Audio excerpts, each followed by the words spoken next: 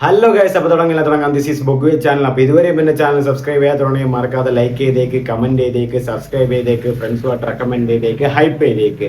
And Allu അർജുൻ്റെ planning സത്യം പറഞ്ഞാൽ ഇപ്പം അതിഗംഭീരാണ് കേട്ടോ. അതായത് തമിഴ് സിനിമയിൽ ദളപതി വിജയുടെ സ്റ്റാർഡം ബ്രാൻഡ് എന്ന് പറയുന്നത് ഞാൻ പറയാതെ നിങ്ങൾ നന്നായിട്ട് അറിയാം. പുള്ളി ഇപ്പോൾ ഫുള്ളി ഫോക്കസ്ഡ് ആയിട്ട് പൊളിറ്റിക്സിലേക്ക് ഇറങ്ങുകയാണ്.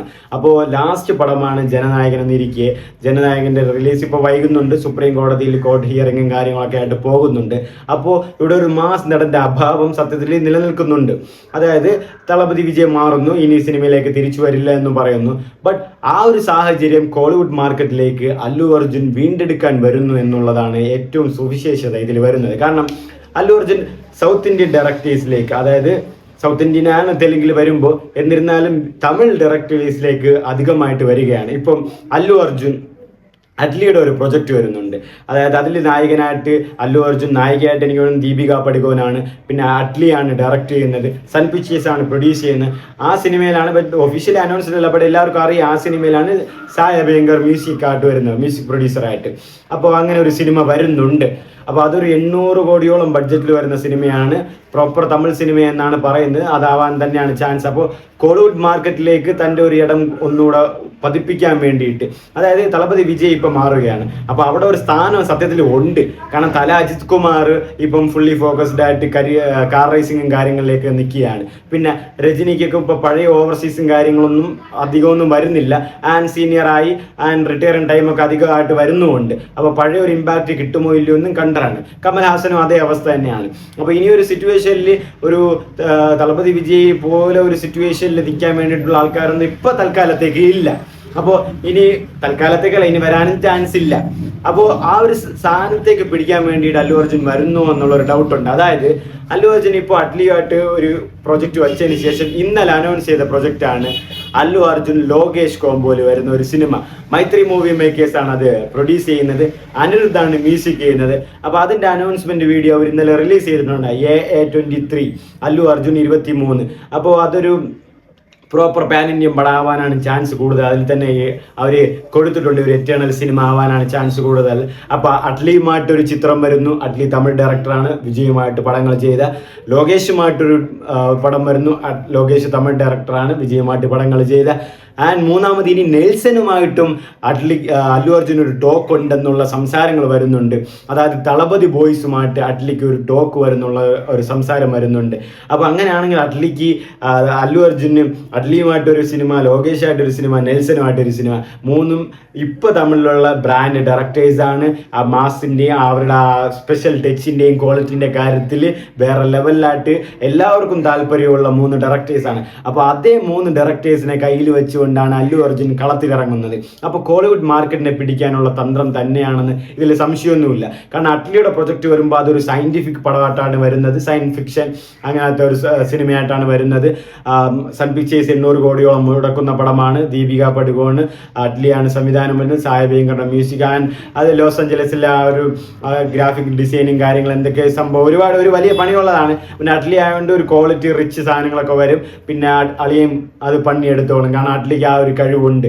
അറ്റ്ലിക്ക് ആ ഒരു റിച്ച്നെസ് ക്വാളിറ്റി മെയിൻറ്റെയിൻ ചെയ്യാനുള്ള ഒരു ഇതുണ്ട്. ആ ഒരു വീഡിയോ ഒക്കെ കാണുമ്പോൾ തന്നെ, സിനിമ കാണുമ്പോൾ തന്നെ ആ ക്വാളിറ്റി നമുക്ക് മെയിൻറ്റെയിൻ ചെയ്യുമെന്ന് നമുക്കതറിയാം അറ്റ്ലി. അപ്പോൾ അറ്റ്ലി ആ അത് അല്ലു അർജുനുമായിട്ട് പങ്കുവയ്ക്കുമ്പോൾ അല്ലു അർജുൻ ആ കിഡിലെ റോൾ തന്നെയായിരിക്കും വരുന്നത്. അത് മാസ്സായാലും സ്റ്റൈലിഷ് ആയാലും അല്ലു അർജുൻ ആകുമ്പോൾ അതൊക്കെ വഴങ്ങുകയും ചെയ്യും. പുള്ളി ഭയങ്കര ഫ്ലെക്സിബിൾ ആണ്. ഡാൻസും കാര്യങ്ങളും, ഫൈറ്റ് ആയാലും ഡാൻസ് ഫൈറ്റുകളും കാര്യങ്ങളും വരും, കോമഡിയും അങ്ങനെയൊക്കെ ആകുമ്പം ആ ഒരു സിനിമകളും കാര്യങ്ങളും വരുമ്പോൾ അറ്റ്ലിയും കൂടെ ആകുമ്പോൾ അത്, അതായത് ജവാൻ എത്രത്തോളം തമിഴ്നാട്ടിൽ ഇമ്പാക്റ്റ് ഉണ്ടാക്കിയോ. ഷാറുഖ് ഖാൻ്റെ പടമാണ്, അതൊരു തമിഴ് പടം പോലെ, അവിടെ ഹിന്ദി പടമാണ് തമിഴ് പടം പോലെ, അങ്ങനെ ഒരു സൗത്ത് ഇന്ത്യൻ മാർക്കറ്റ് അതിലുണ്ടാക്കി. അതുപോലെ തന്നെ അല്ലു അർജുനും ഒരു പടം വരുമ്പോൾ നല്ലൊരു ഇമ്പാക്റ്റ് ഉണ്ടാക്കും കോളിവുഡ് മാർക്കറ്റിൽ. കാരണം അഭാവങ്ങളുണ്ടല്ലോ, ഇപ്പോൾ വേറെ ദളപതി വിജയ് ഇല്ല. അപ്പോൾ ആ ഒരു അഭാവം തീർക്കാൻ വേണ്ടിയിട്ട്, ആ ഒരു സൈഡ് പിടിക്കാൻ വേണ്ടിയിട്ട് അല്ലു അർജുൻ്റെ ഒരു പ്ലാനിങ് ആണ്, നല്ലൊരു മൂവ് തന്നെയാണ്. രണ്ടാമത് വരുമ്പോൾ ലോകേഷുമായിട്ട് വരുന്നുണ്ട്. അത് ഇന്നലെ വന്ന് അത് ഒരു എന്താ പറയുക, അൺഎക്സ്പെക്റ്റഡ് അനൗൺസ്മെന്റ് അനൗൺസ്മെന്റ് ആയിരുന്നു ലോകേഷ് അനിരുദ്ധ് മൈത്രി മൂവി മേക്കേഴ്സ്. അതൊരു കിടിലം പടം തന്നെയായിരുന്നു, ഒരു സംഭവം. കാരണം അനിരുദ്ധിന്റെ അനൗൺസ്മെന്റ് വീഡിയോയിൽ ആ ലിറിക്ക്, അതായത് അനൗൺസ്മെന്റ് വീഡിയോയിൽ ആ മ്യൂസിക് തന്നെ ഇപ്പൊ തന്നെ ഭയങ്കര ട്രെൻഡിങ് ആയിട്ടാണ്. തനന ആ ഇംഗ്ലീഷ്, അത് മിക്കവാറും ഹീസൻബർഗിന്റെ ലിറിക്സ് തന്നെ ആയിരിക്കും. അനിരുദ്ധ് ഇപ്പൊ ഉള്ള പറയാലോ, ഇറങ്ങുന്ന BGM ഒക്കെ ട്രെൻഡിങ് ആണ്, ഇറങ്ങുന്ന BGM ഒക്കെ പോപ്പുലർ ആണ്, ഇറങ്ങുന്ന BGM ഒക്കെ എക്സ്ട്രാ ഓർഡിനറി ആണ്. We are living in Anirudh era. സത്യം പറഞ്ഞാൽ ഇപ്പൊ അനിരുദ്ധിനെ വെട്ടിക്കാൻ ആരും ഇല്ല എന്നുള്ളൊരു സിറ്റുവേഷൻ ആണ്. അനിരുദ്ധിന്റെ ആ പോപ്പുലാരിസം, ആ ഒരു ട്രെൻഡിസം ഒന്നും ആർക്കും സത്യം പറഞ്ഞാൽ ഒരു മ്യൂസിക് ഡയറക്ടറും ഇന്ന് എനിക്ക് തോന്നുന്നു ഇന്ത്യൻ ഫിലിം ഇൻഡസ്ട്രിയിൽ ഇല്ല എന്നാണ് തോന്നുന്നത്. സത്യം, നിങ്ങൾ ഉണ്ടെങ്കിൽ അത് കമന്റ് ചെയ്തേക്കും. അപ്പൊ അതും ഒരു കിടിലം പടം വരാൻ പോവാണ്. അപ്പൊ അല്ലു അർജുൻ ലോകേഷ് കോംബോ എന്നൊക്കെ നോക്കുമ്പോൾ ലോകേഷ് അല്ലു അർജുൻ എത്രമാത്രം യൂസ് ചെയ്യുമെന്ന് നിങ്ങൾ തിങ്ക് ചെയ്താൽ മതി. അതായത് ഇപ്പോൾ തളപതി വിജയം ലോകേഷ് എത്രമാത്രം യൂസ് ചെയ്ത്, അതുപോലെ തന്നെ അല്ലു അർജുൻ യൂസ് ചെയ്യാൻ ലോകേഷിന് പറ്റും. കാരണം അല്ലു അർജുൻ ഡാൻസ് കളിക്കുന്ന ആളാണ്. അപ്പൊ ഡാൻസ്, ഫൈറ്റും, ആ കോമഡിയും ഫ്ലെക്സിബിളും കാര്യങ്ങളും, ഫൈറ്റിംഗ് കാര്യങ്ങളും നന്നായിട്ട് കൊടുക്കാൻ വേണ്ടിയിട്ട് ലോകേഷിന് പറ്റും. ലോകേഷിനെ അറിയാം, നല്ലപോലെ ഫൈറ്റിംഗ് കാര്യങ്ങൾ പ്ലേസ് ചെയ്യുന്ന ഒരാളാണ്, നല്ല ഒരു ക്വാളിറ്റി എടുക്കുന്ന ആളാണ്, പ്രത്യേകിച്ച് സാധനങ്ങൾ, കിടിലൻ സാധനങ്ങളൊക്കെ കൊണ്ടുവരുന്ന ആളും കൂടെയാണ്.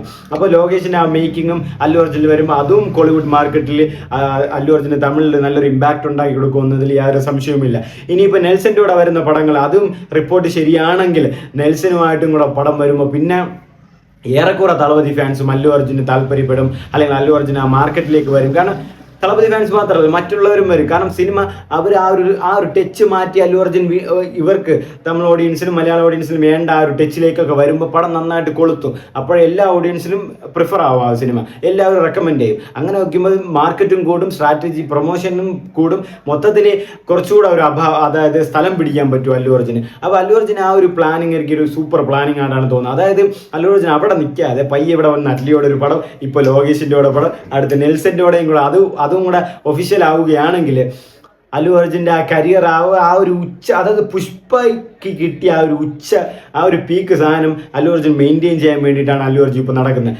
അല്ലു അർജുൻ അത് നല്ല രീതിക്ക് തന്നെ അത് പ്ലാൻ ചെയ്യുന്നുണ്ട്. അറ്റ്ലിയായിട്ട് പടം, അത് കഴിഞ്ഞ ഉടനെ അടുത്ത ബിഗ് ബഡ്ജറ്റ് പടം ലോകേഷ്, അത് കഴിഞ്ഞാൽ എനിക്ക് നെൽസനായിട്ട് വരാനാണ് ചാൻസ് കൂടുതൽ. ആ റിപ്പോർട്ടുകളൊക്കെ മിക്കവാറും കമ്മിങ് മന്ത്സിലൊക്കെ വരും. അപ്പം അത്രയ്ക്ക് നല്ലൊരു പ്ലാനിങ് തന്നെയാണ് അല്ലു അർജുൻ പോകുന്നത്. ഈ പടങ്ങൾ ഹിറ്റും കൂടെ ആയ നല്ലൊരു മാർക്കറ്റ് സൗത്ത് ഇന്ത്യയിൽ, നോർത്ത് എല്ലായിടത്തും ഉണ്ടാക്കിയെടുക്കാൻ വീണ്ടും അല്ലു അർജുന് പറ്റുമെന്നുള്ളതിൽ യാതൊരു സംശയവുമില്ല. മൊത്തത്തിൽ അല്ലു അർജുൻ്റെ ആ 2 പടം, അറ്റ്ലിയും ലോകേഷ്, ആ 2 പടവും നന്നായിട്ടുള്ള 2 പടങ്ങളായിരിക്കും.